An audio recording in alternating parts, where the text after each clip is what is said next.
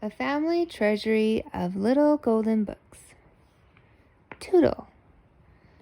Far, far to the west of everywhere is the village of Lower Train Switch. All the baby locomotives go there to learn to be big locomotives. The young locomotives steam up and down the tracks, trying to call out the long, sad toot of the big locomotives. But the best they can do is a gay little tootle, and the villagers smile as they listen to the young locomotives practice. Lower Train Switch has a fine school for engines.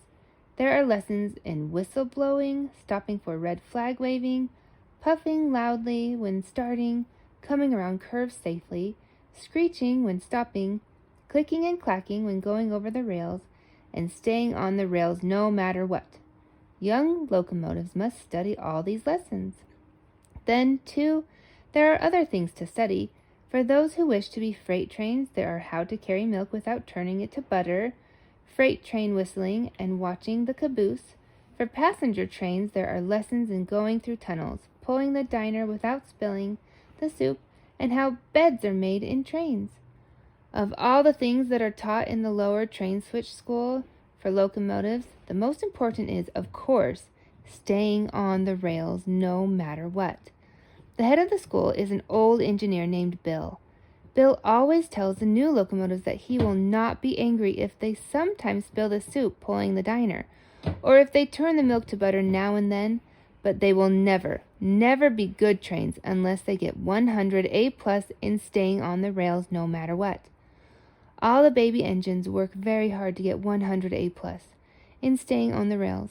After a few weeks, not one of the engines in the Lower Train Switch School for trains would even think of going off the rails, no matter what. One day, a new locomotive named Tootle came to school. "Here is the finest baby I've seen since old 600, thought Bill. He patted the gleaming young locomotive and said, "How would you like to grow up to be the flyer between New York and Chicago?" "If a flyer goes very fast, I should like to be one," Tootle answered. "I love to go fast. Watch me." He raced all around the roundhouse. "Good, good," said Bill. "You must study whistle-blowing, puffing loudly when starting, stopping for a red flag, waving, pulling the diner without spilling the soup, and all kinds of things. But most of all, you must study staying on the rails no matter what. Remember, you can't be a flyer unless you get 100 A+ in staying on the rails." Tootle promised that he would remember and that he would work very hard. All the people in Lower Train Switch began to talk about him. They said he could pull a baby diner uphill and down. Again, without spilling one drop of soup. And in just 6 lessons, they told about his high grades in puffing, whistle blowing, and clicking and clacking. Tootle was the pet of the town. He even worked hard at stopping for a red flag waving.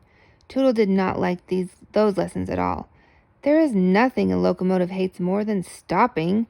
But Bill said that no locomotive ever kept going when he saw a red flag waving. Stopping for a red flag waving is almost as important as staying on the rails no matter what, said Bill. He's not staying on the rails. "Well, all right," Tootle grumbled. "I don't like to stop, though. I like to go fast." "Yes, I know," said Bill. "You are like all flyers, but you can go fast when you see the green flag." One day, while Tootle was practicing for his lesson in staying on the rails no matter what, a dreadful thing happened. He looked across the meadow he was running through and saw a fine, strong black horse. "Race you to the river!" shouted the black horse and kicked up his heels. Away went the horse. His black tail streamed out behind him, and his mane tossed in the wind. Oh, how he could run! "Here I go," said Tootle to himself. "If I'm going to be a flyer, I can't let a horse beat me," he puffed. "Everyone at school will laugh at me." His wheels turned so fast that they were silver streaks. The cars lurched and bumped together. Just as Tootle was sure he could win, the tracks made a great curve. "Woo, whistle!" cried Tootle. "That horse will beat me now. He'll run straight while I take the great curve." Then the dreadful thing happened. After all that Bill had said about staying on the rails no matter what, Tootle jumped off the tracks and raced alongside the black horse. The race ended in a tie. Both Tootle and the black horse were happy. Tootle was pleased because the horse hadn't won, and the horse was happy because he had never before been so close to beating a locomotive. They stood on the bank of the river and talked. "It's nice out here in the meadow," Tootle said. "Yes, but I thought you fellows had to stay on the rails," said the horse in a puzzled way. "We do, but I didn't," Tootle explained. "Oh," said the horse.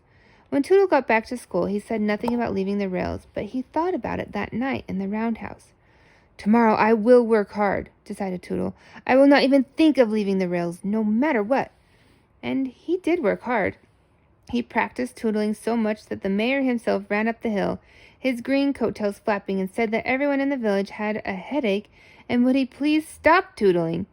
So Tootle was sent to practice staying on the rails no matter what. As he came to the great curve, Tootle looked across the meadow. It was full of buttercups. It's like a big yellow carpet. How I should like to play in them and hold one under my searchlight to see if I like butter, thought Tootle. But no, I'm going to be a flyer, and I must practice staying on the rails no matter what. Tootle clicked and clacked around the great curve. His wheels began to say over and over again, "Do you like butter? Do you?" "I don't know," said Tootle crossly, "but I'm going to find out." He stopped much faster than any good flyer ever does, unless he is stopping for a red flag waving. The sparks shot from his wheels, and the 8 bowls of soup rolled around and around. He hopped off the tracks and bumped along the meadow to the yellow buttercups. "What fun!" said Tootle, and he danced around and held one of the buttercups under his searchlight. Then he ran to the river and peeked into the quiet water to see if he liked butter. "I do like butter!" cried Tootle. "I do!" At last the sun began to go down, and it was time to hurry to the roundhouse. That evening, while the chief oiler was playing checkers with old Bill, he said, "It's queer. It's very queer, but I found grass between Tootle's front wheels today." Said Bill. "There must be grass growing on the tracks." "Not on our tracks," said the day watchman, who spent his days watching the tracks and his nights watching Bill and the chief oiler play checkers. Bill's face was stern. "Tootle knows he must get 100 A+ in staying on the rails no matter what, if he's going to be a flyer." Next day, Tootle played all day in the meadow. He watched a green frog, and he made a daisy chain. He found a rain barrel, and he said softly, "Toot, toot," shouted the barrel. "Why, I sound like a flyer already," cried Tootle. That night, the first assistant oiler said he had found a daisy in Tootle's bell.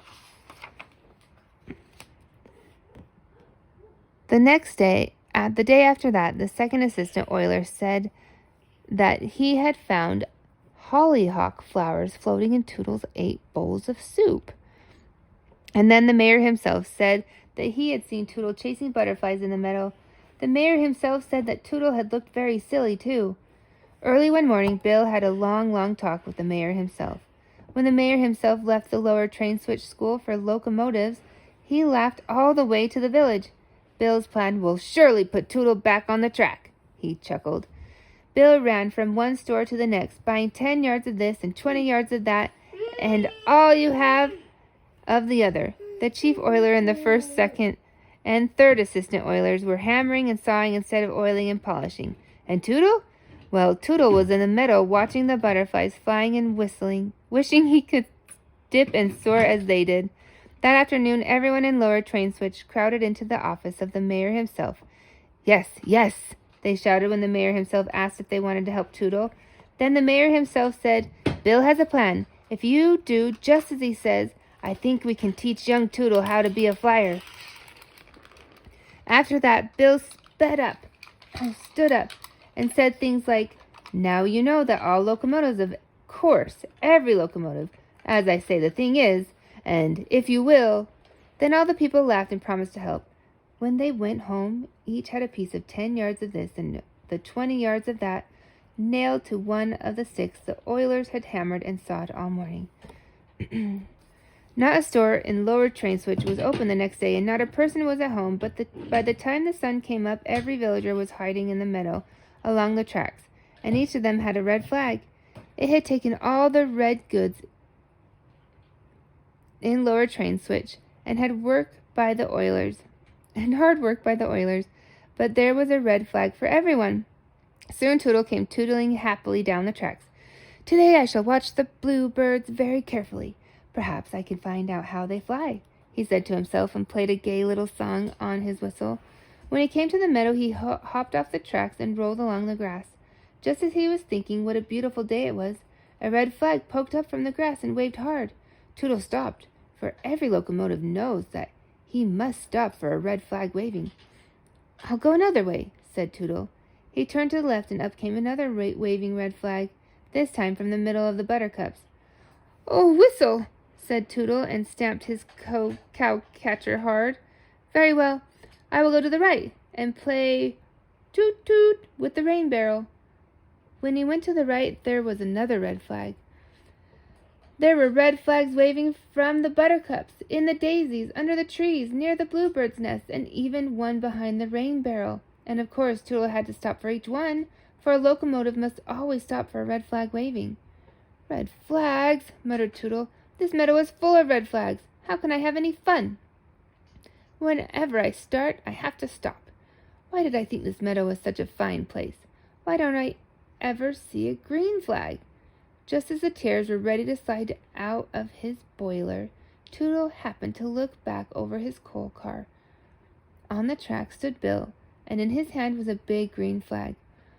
Oh, said Tootle. He puffed up to Bill and stopped. This is the place for me, said Tootle. There are nothing but red flags for locomotives that get off their tracks. Hooray! Shouted the people of Lower Train Switch, and jumped up from their hiding places. Hooray for Tootle the flyer! Now Tootle is a famous 2 miles a minute flyer. The young locomotives listened to his advice. Work hard, he tells them. Always remember to stop for a red flag waving, but most of all, stay on the rails no matter what.